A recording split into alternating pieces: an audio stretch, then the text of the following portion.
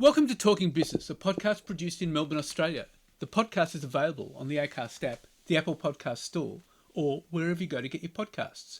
Or you can get it at the Business Acumen website at www.businessacumen.biz. I am Leon Gettler. My job is to review and monitor the week's news in business, finance and economics. I bring it all to you every week. This is episode number 43 in our series for 2020, and today's date is Friday, November the 27th. And this week I'll be talking to Mervyn Chang, Head of Market Development at Procensal, Australia. We'll be talking about what industries are affected by robotics. And I'll be talking to Callum Pickering from Indeed about the latest wages growth and unemployment figures. But now, let's talk to Mervyn Chang. Mervyn Chang, if I can ask, what industries are affected by robotics?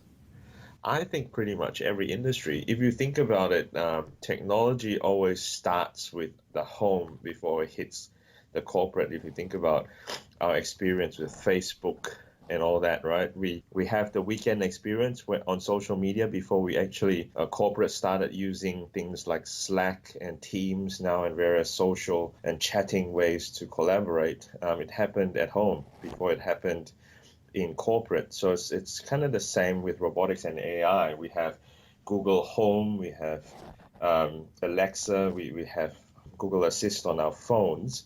We use the GPS. There's a lot of AI everywhere. If you think about bots and how it's no longer just a robot arm that puts a car together. I think a lot of people think bots and they automatically think Terminator and robot arms. We've got to expand that understanding. And corporates are actually trying to catch up, if you think about it that way. So are you saying every industry will be affected by it? Yeah, because if you expand your definition of what that means, like in our business, we do something or we implement or we train bots that are called robotics process automation, RPA. And for bots at that level, they mimic keyboard and mouse strokes to help alleviate menial or mundane or brain-numbing tasks of copying and pasting spreadsheets or creating letters out of systems and, a lot of swivel chair stuff, right? Copy and paste, moving, cutting, and bots can do that. And if you think about any industry that needs a computer to do work, would have lots of spreadsheets, PDFs, emails to deal with. And you already have quite a percentage of that work. A bot can already do it today. So if you think of bots that way and not just robot arms in a production line or AI in a kind of futuristic, predictive, super smart Terminator 2 style way, then pretty much every industry would be impacted by it. We've already got chatbots in a lot of, I guess, the service and retail industry. So it's starting to grow and it's starting to actually hit every industry in that sense. So redefinition of what a bot means is the first step, I think, trying to understand what is possible. And a lot of people don't really know that, for example, even RPA exists. I mean, there's been all sorts of predictions that it's going to result in massive job losses, but it will also result in job creation, won't it? Exactly. I mean, if you think all through history, every time there's a change of a massive invention, like think trains, think of the time where the trains were invented, the horses that move people around in coaches became a thing of the past. Now it becomes a luxury to own horses, so it's kind of turned one full circle. Think of photography, for example. When it went from film to digital. A lot of loss potentially because when it was film, it was very technical. So you lost a lot of technician photographers, but it gave rise to a lot of creativity because the AI, if you think about it, there's smart and intelligence in the way the computer would work out the lighting. So there's a lot of intelligence in our smartphones to be able to do that. And it gives us then the ability to create, the ability with filters and various angles to create new photos that previously in a film wasn't even possible. So it's the same thing with, I think, bots and machine. I see it more as productivity prosthetics, to help with productivity and creativity, to take away the boring bits so that we can actually thrive. And so, so if you're part of an industry, your core skill set is to do the boring bits, then I think we as employers in the industry has a responsibility to upskill or change the way they're skilled to help in increased productivity. Well, the big question for companies is how do they make the transition? I think, with anything, it would be planning ahead to know that it's coming. Invest in change management. I mean, it's really kind of basic transformation stuff, right? To understand that as a new technology, it's potentially disruptive.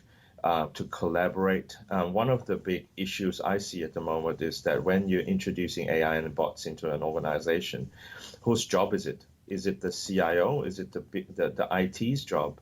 But really, it's a business problem. You're introducing potentially a digital worker, and so is it a HR job to upskill and train, or is it the IT person's job to actually implement? And it's not really your standard buy it off the shelf, configure it, program it, and away you go, because it's working alongside a human to increase productivity. So planning collaboration between the business, HR, and IT is one of the key steps. And also to understand where these knowledge workers are and how they can actually increase their productivity if you take away the boring bits. To be able to plan what that is quite important to actually changing. I mean, there's still a lot of fear mongering of people losing jobs, but if you think about how it's trending these days, in fact, we need more productivity with less resources. There's more people coming into our cities, population are increasing, there's more demand on services. Your traditional model of hiring a person, giving him a laptop and being more productive is a linear approach to productivity. If we can plan a exponential approach to productivity using digital workforce, then I think that kind of should be the way to go forward rather than, fear mongering and kind of saying that, it'll replace our jobs. Well, the other issue too is you have an ageing population, which is quite critical for this, isn't it?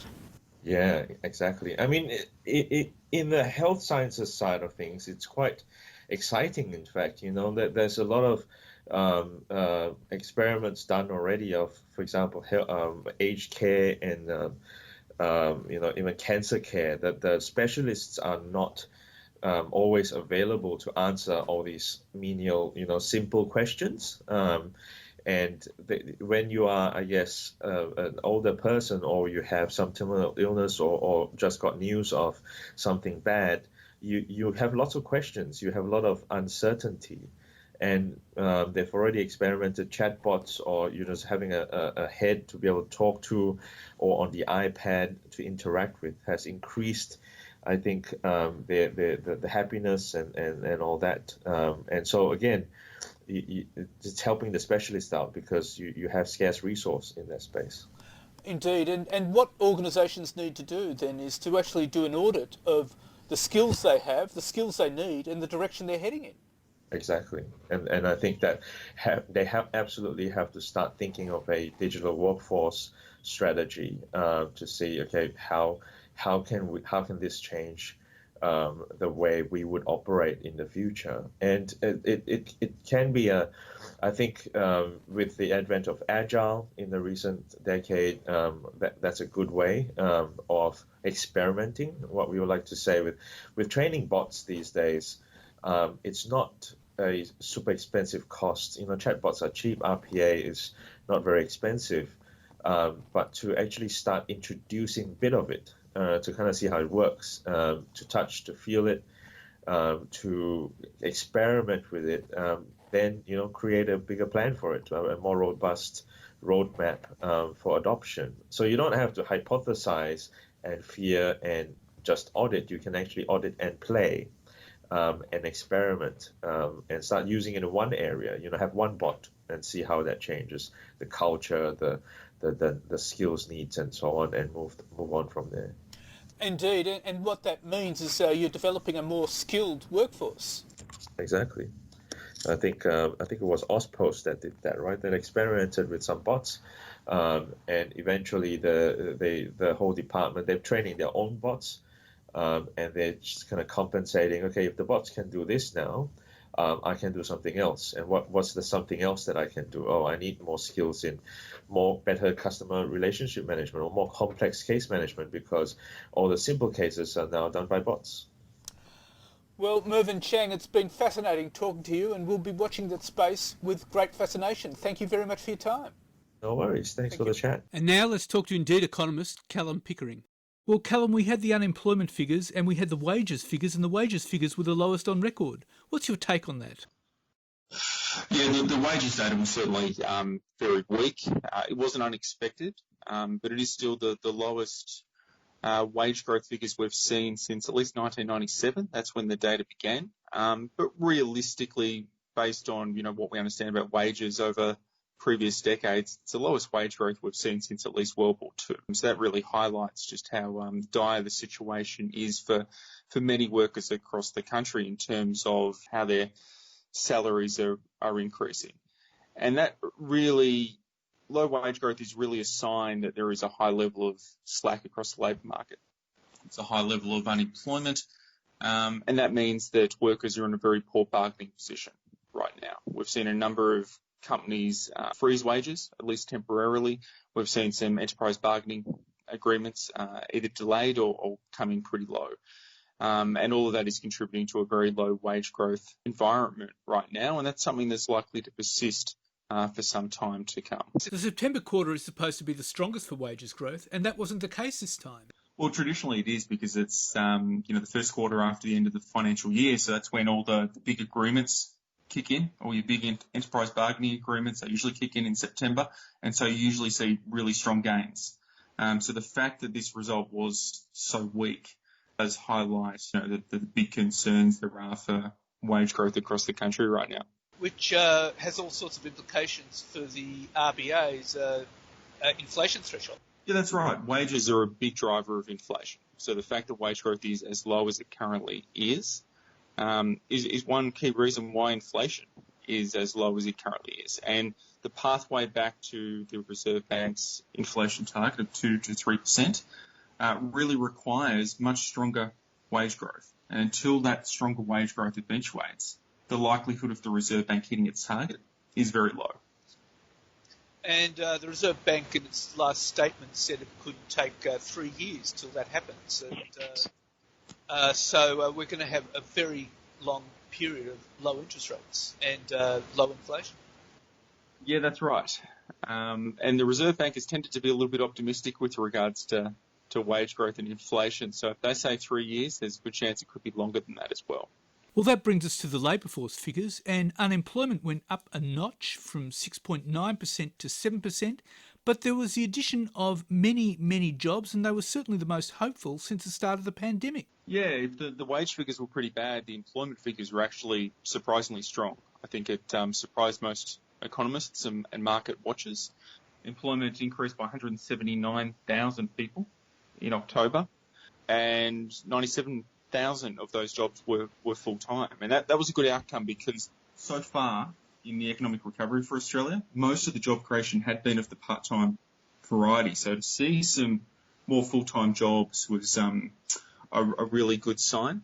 The unemployment rate increased slightly to 7%, but that's not something that we need to worry about. It's mostly being driven by rising participation in the workforce as the economy returns to something that more resembles normal. So the participation rate declined sharply early in the crisis. It fell from 66% to about 62.5%, and it's since recovered. Right now it's at 65.8%, so it's almost back to where it was pre-crisis.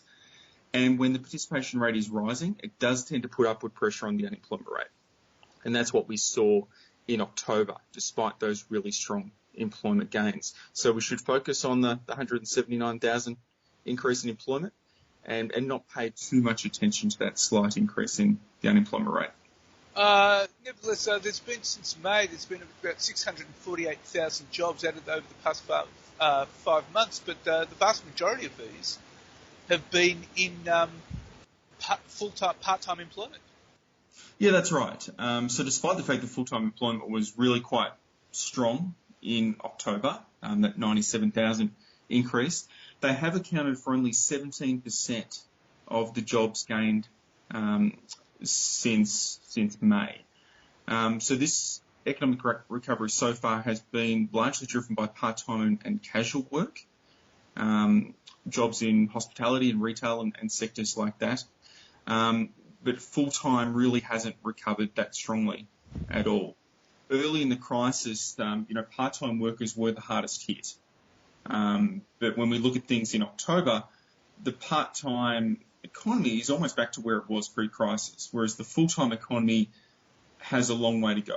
And that does not stand well for either wages growth or the jobs figures generally. It certainly indicates that the labour market's maybe a little bit weaker than you might think, given where the unemployment rate is. When we think about the recovery, we can't just think about the overall employment figures because they are largely being driven by part-time roles. We also need to consider, the type of jobs that have been created. So when I'm thinking about the labour market right now, I do look at the unemployment rate, but I'm also interested in measures of underemployment because that captures the fact that so many of these new jobs are created are part-time and that a lot of the people who are taking up these roles may be actually looking for full-time work. I think what we have seen in the recovery thus far is that a lot of formerly full-time jobs have probably transitioned into part-time employment. So workers have gone from maybe working a 35 or 40-hour week to maybe working a 25 or a 30-hour week. And so they've shifted classification from full-time to part-time. And I think the next step for Australia's economic recovery is seeing stronger full-time jobs growth. And so I hope that October figure, that 97,000 increase, is a sign that the Australian recovery is headed into that new phase. But the increase in part-time work would indicate that underemployment remains quite high. It's quite elevated, isn't it? Well, it's still well above where it was pre-crisis. It's at 10.4% across the country. Now, that's a little bit better than it was earlier in the crisis. But typically pre-crisis, it was down at around 8%. And before the global financial crisis, it was down at about 6%. So it still has a long way to go to get back to those pre-crisis levels. And so when you add the underemployment to the unemployment rate, you get a better feel for just how much labour slack there is across the country. The underutilisation rate at about 17.5% is incredibly high by historical standards. It's up near where it was at the peak of our early 1990s recession. And so we still have a long way to go in order for the labour market to be considered strong. But we're certainly taking steps in the right direction. But the labour market has been held together by JobKeeper and JobSeeker, and the government is tapering that off next year. What impact will that have? Yeah, that's a big uncertainty for the labour market right now. The economy has, to a large degree, been driven by JobKeeper and JobSeeker. I mean, that's really the only reason the economy was really able to operate for much of the last 7 months or so. As those policies are tapered off, and that's a process that began at the end of September, it will shift the burden of the COVID-19 crisis away from federal and state governments, which are providing all that support, back towards households and businesses that will once again have to stand on their own 2 feet. And I think that is a transition that will prove disruptive for many Australian businesses, particularly smaller businesses, that perhaps don't have the funds to fall back on and have probably been hit a little bit harder by the COVID-19 crisis to begin with. So I think that while the recovery is tracking pretty well thus far, I wouldn't be surprised if there was a few stumbles over the next 6 months as the economy transitions away from JobKeeper and JobSeeker. Well, shifting the unemployment rate from 7% to 5% could be difficult. And the RBA indicated that, and they said it could take 2 to 3 years. And as you say, they're being optimistic. Yeah, that's right.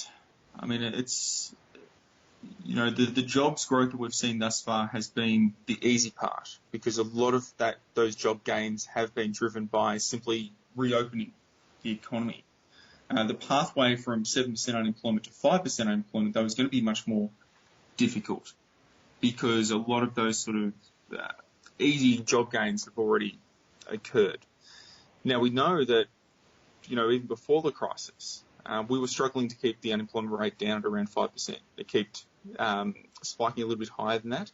So we know that this is going to be a difficult challenge for the Australian economy. It might be relatively easy to get from 7 to maybe 6, but 6 to 5 is going to be harder again, and getting it below 5 is going to be incredibly difficult. The reality is COVID-19 is going to linger for some time in terms of its economic impact. And so the Australian economy is going to need considerable support, both fiscally and monetarily, over the next few years, which is something that, Reserve Bank has flagged. They've indicated that rates will remain low for the next 3 years at the very least, and it is likely that low rates will remain in place even beyond that, just because of how difficult getting the unemployment rate down to 5% is. Well, Callum Pickering, those are very sobering words, and thank you very much for your insights. And thank you. So what's happening in the news? Well, the surge in coronavirus is stoking fears of a fresh downturn for the world economy, heaping pressure on central banks and governments to delay aside other concerns and do more to spur demand. Hopes are mounting that COVID-19 vaccines will become available as soon as December, but widespread delivery will take months and infections are rising again in many large economies. Authorities are responding with more restrictions to limit the virus's spread at the price of weaker economic activity. Wall Street economists now say that it wouldn't take much for the US, Euro area and Japan to each contract again either this quarter or next, just months after they bounced from the deepest recession in generations. Bloomberg Economics gauges of high-frequency data point to a double-dip downturn. That leaves policymakers hearing calls for more stimulus, even when central banks are already stretched and starting to worry about froth in financial markets. Meantime, politicians from the US to Europe are clashing over just how much they can and should do with fiscal policy. And President-elect Joe Biden has chosen former Federal Reserve Chair Janet Yellen as Treasury Secretary, a historic decision that could make her the first woman to lead the department. Biden has selected a seasoned central banker for the nation's top economic policy job as the coronavirus pandemic threatens another US downturn. In Yellen, Biden is likely to find support from both Wall Street, which feared a more provocative pick such as Senator Elizabeth Warren, and progressives, who are concerned he might choose someone too friendly to big banks and the wealthy. Yellen, 74, is widely seen as a politically safe pick for the role, likely to garner support from the Senate Republicans as someone capable of pursuing bipartisan compromise during an otherwise fragile time for the economy. If confirmed by the Senate, Yellen, 74, who as Fed Chair and Deputy Chair steered America through the global financial crisis, will help guide the US economy through a resurgent pandemic that is already causing parts of the nation to resume painful lockdowns. The most immediate challenge would be breaking a logjam on Capitol Hill to deliver economic relief to long and growing unemployment lines. A graduate of Brown and Yale universities, Yellen was also the first woman to serve as Fed Chair after her Senate confirmation in 2014. And the worldwide airline industry will rack up more than $200 billion of losses this year and next before finally regaining cash-positive altitude at the end of 2021, the International Air Transport Association has forecast. The industry will make a net loss this year of US $118.5 billion, that's 162 billion Aussie, and US $38.7 billion in 2021, IATA said. The 2021 forecast loss is more than twice the previous $15.8 billion estimate in June.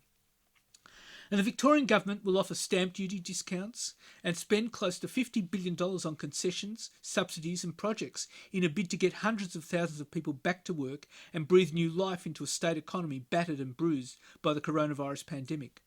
Major initiatives include almost $2 billion for school infrastructure and $1.4 billion to redevelop the South Bank Arts Precinct, including building a new contemporary art gallery. The government has set a goal of creating 200,000 jobs by 2022 and 400,000 by 2025, focusing on those hardest hit by the disruption wrought by COVID-19, including women, young people, older workers, and those without formal qualifications.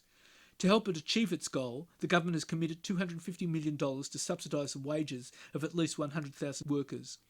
At least $150 million of this will go towards employing women, and $50 million of this will support women over the age of 45 in recognition of the additional challenges they face. The government will introduce a tax credit to encourage small and medium businesses to rehire staff, restore hours or create new jobs. And Treasurer Josh Frydenberg will move to expand the government's business expense tax break, allowing companies with more than $5 billion in turnover to instantly deduct the cost of new capital investments. Companies that make more than $5 billion in revenue, but less than that amount in Australia, will be eligible. That means employers including Dulux, Boral, Boeing, Brambles, Visy, Lion, Coca-Cola Amatil and GE will be allowed into the scheme, but businesses including BHP, Rio Tinto, Telstra, Wesfarmers, oil companies such as Caltex, energy companies such as AGL and Insurance Australia Group are excluded. Business groups had told the Coalition a wider version of the $27 billion policy could add more spark to Australia's post-COVID-19 economic recovery. New legislation for the measure to extend the instant asset write-off, a centrepiece of the October federal budget, will introduce an alternative eligibility test. Mr Frydenberg wants to allow firms that are household names and have employed Australian workers for decades into the scheme. The instant 100% write-off for capital expenditure by all but the largest firms is expected to help pull forward some corporate spending and boost cash flow for strong businesses confident enough to invest. Under the change, companies must have less than $5 billion in total statutory and ordinary income in either the 2018-19 or 2019-20 income year and should have invested more than $100 million in tangible depreciating assets between 2016-17 and 2018-19. Businesses with an aggregated turnover of more than $5 billion because the income of an overseas parent or associate will now be able to qualify. Non-accessible, non-exempt income, such as COVID-19 business support, will be excluded from the new test. And Qantas has resumed 17 flights between Melbourne and Sydney and expects domestic traffic to be back to pre-COVID-19 levels by Christmas. Qantas Chief Executive Alan Joyce said the airline was seeing massive demand already. He said Qantas and Jetstar sold 25,000 seats on the Melbourne to Sydney route in 24 hours. Mr Joyce said he expected to be back to 60% of pre-COVID-19 levels by Christmas, and in the new year that would be closer to 100%. He said it had been devastating to see 6,000 staff leave the company during the pandemic, and those numbers could still rise. Mr Joyce said that while masks are not mandatory for passengers, he wears a mask when he flies, and they're required for Qantas staff.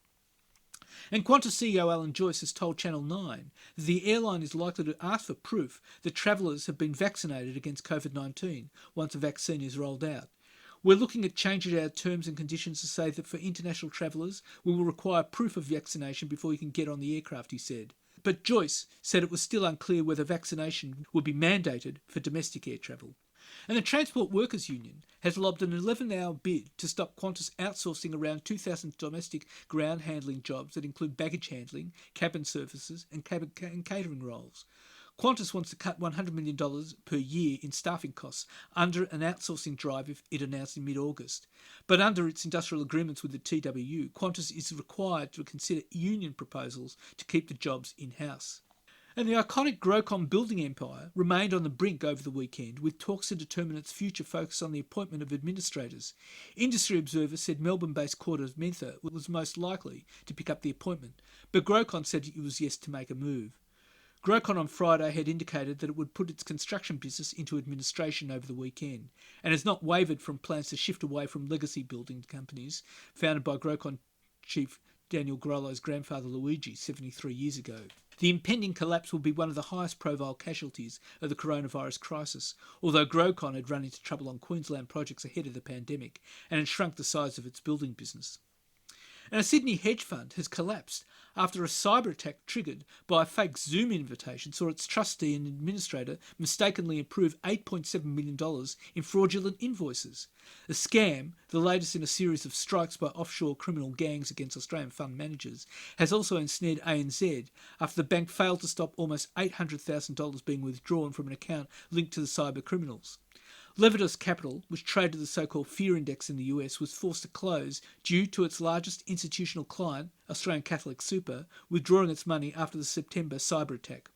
New South Wales police are investigating the matter as digital crime experts report a spike in attacks on hedge funds and private equity firms this year, as informal checks were weakened due to staff working at home as a result of the pandemic. Levitas was one of the almost 2,000 similar hacks over the past 5 months, according to federal government figures, which show a doubling in this style of attack.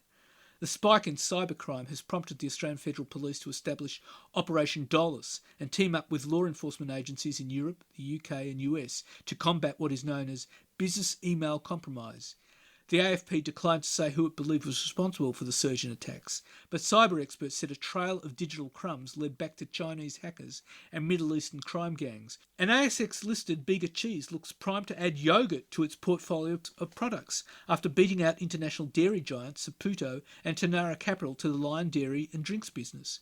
The $550 million deal, now in the final stages of negotiation, would be mostly funded by a capital raising of about $400 million, with a balance to be funded by debt.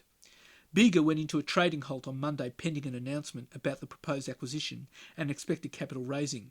Bega, Saputo and Tanara were all in pursuit of Lion's Dairy and Drink division after Saputo pulled out the process last Friday. Saputo's withdrawal opened the door for Bega to enter Lion's data room over the weekend, giving it access to highly detailed financial information about the business, including significant contracts it has signed. A successful acquisition will see the $1.1 billion company bring a number of major labels, Pura Milk, Dairy Farmers, Yoplait Yogurt, Farmers Union and Daily Juice into its fold. Bega would also take charge of an extensive national cold chain distribution network with a vast number of fridges in service stations and convenience stores under the deal, and about a dozen manufacturing sites across Australia. A spokesman for the Australian Competition Consumer Commission said that while no formal review was planned of a Bega bid, it was carefully considering the concerns now being raised by some industry participants. While the regulator has not flagged any definitive issues with the deal, the Dairy Farmers Milk Cooperative recently said it held concerns about further consolidation in the dairy industry.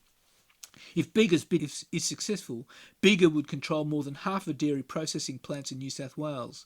Lion is owned by the Japanese brewer and food company Kirin, and the business was originally on track to be bought by China Mengyu Dairy for $600 million last November, with the deal getting the tick from the competition regulator. However, that deal was abandoned this year after news emerged that Federal Treasurer Josh Frydenberg had told Mengyu that the deal was contrary to the national interests. The transaction marks the next stage in Bega's expansion strategy, which has seen the small dairy farmer co-op evolve into a diversified food business. The company bought Mondalas Australia, formerly Kraft Foods Limited, in 2017, giving it access to products such as peanut butter. And Australia's entire financial sector, including the big four banks, major insurers, fund managers and superannuation funds, are calling for an institutionally embedded collective target of net zero greenhouse gas emissions by 2050. The target, which if achieved would end Australia's contribution to global warming by the middle of the century, is one of the central goals of the Australian Sustainable Finance Initiative's completed roadmap, released on Monday. ASFI was launched in early 2019 with the goal of designing a comprehensive blueprint to reshape the financial system to deal with climate change and other sustainability issues. On Monday, it published that roadmap, describing it as a plan for aligning Australia's financial system with a sustainable, resilient and prosperous future for all Australians. The roadmap includes 37 recommendations that seek to embed sustainability concerns in corporate, government and regulatory governance structures, build sustainable finance markets and support community resilience through more socially responsible lending practices. Many of the recommendations deal explicitly with climate change, proposing a standardised use of a task force on climate-related financial disclosures for all ASX-listed businesses and any financial institution with turnover of more than $100 million, regular climate change scenario analysis and stress testing, portfolio holdings disclosure, and common science-based emissions targets. And Australia's biggest brick-making company, Brickworks, says the government stimulus programs have triggered a jump in demand that has delivered strong first-quarter profits locally, but the relentless second wave of COVID-19 infections have cast fresh uncertainty over its US operations. Managing Director Lindsay Partridge said profits for the group's first quarter, which began in August in the Australian operations, are well ahead of the same time a year ago.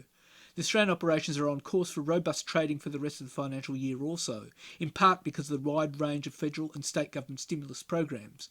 But the situation in the United States, where Brickworks has made 3 acquisitions in the past 2 years to build a new avenue of growth, is facing a much tougher time as the US faces a new round of shutdowns and restrictions as COVID-19 infection rates spiral ever higher to beyond 12 million cases.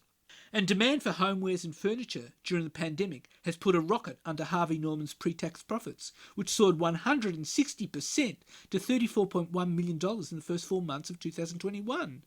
The record-breaking profit growth was underpinned by same-store sales growth of 27.5% and total sales growth of 27.5% from the company-owned stores overseas and franchise stores in Australia in the 4.5 months to November 21st. And Australians are expected to spend less on their family and friends this Christmas, with 2/3 saying they will hold out for sales or special deals before parting with their money, according to new retail figures compiled by Monash University researchers. In a special report by the Australian Consumer and Retail Studies Node in the Monash Business School, many Aussies who buy gifts for family and friends expect to purchase less for their immediate family, 24%, other relatives, 23%, and friends, 24%. This is because shoppers are unsure whether they'll be able to see their family and friends for Christmas this year due to travel and family gathering restrictions caused by the COVID-19 pandemic. Job losses and cuts to household income will also impact shopper spend, with many expected to be more conservative, 58%, or hold off buying treasured items until they go on sale or are part of a special deal, 66%. And many small organisations are experiencing the world of e-commerce for the first time this year, having moved online to continue operating the business against the unfolding pandemic. While the move online brings many benefits, including a wider reach and increased revenue, it can present security risks that businesses may not be aware of.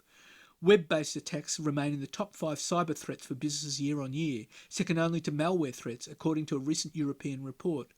This trend highlights a need for organisations to be proactive, especially SMEs and startups. Organisations need to understand the risk and invest in relevant security controls to defend against potential highly sophisticated and targeted cyber attacks. While many customers have already begun their Christmas browsing, the busiest online shopping days, Black Friday, the 27th of November, and Cyber Monday, 30th of November, are fast approaching. And that's it for this week. And next week I'll be talking to Andrew Laurie, successful entrepreneur and business coach, who's regularly ranked among the top business coaches in the world. And I'll be talking to economist Nicholas Gruen about how COVID-19 has affected our clear thinking process as we search for solutions. In the meantime, you can find me on Twitter at TalkingBizBizz, on Facebook and on LinkedIn. And if you want, leave a comment. Wishing you all a safe and healthy